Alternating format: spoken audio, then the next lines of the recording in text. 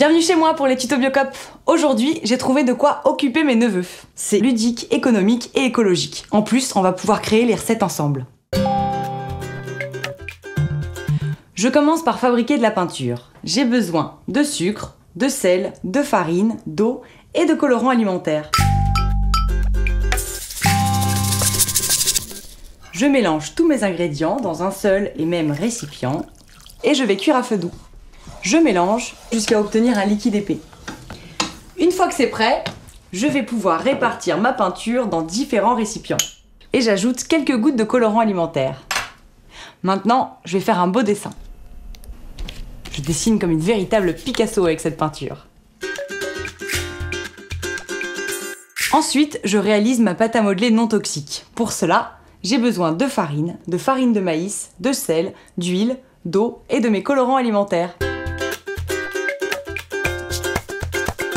D'un côté, je mélange la farine de maïs, le sel, et de l'autre, je dilue mon colorant avec de l'eau.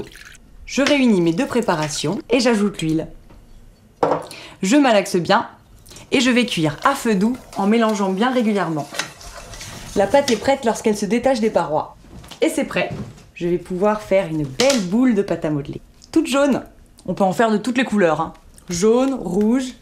C'est une pâte qui se conserve au moins 2 mois dans des pots bien hermétiques.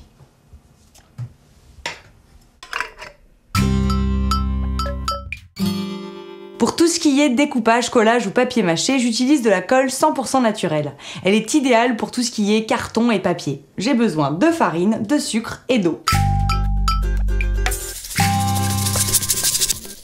Je mélange tous mes ingrédients et je cuis à feu doux. Je mélange jusqu'à obtenir une pâte bien lisse.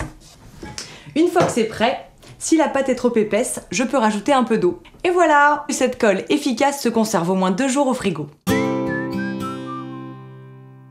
Sachez que cette colle est aussi très efficace pour coller le papier peint. Il suffit de multiplier les dosages par 10 et de rajouter de l'essence de térébenthine pour ses propriétés insecticides et cicatives.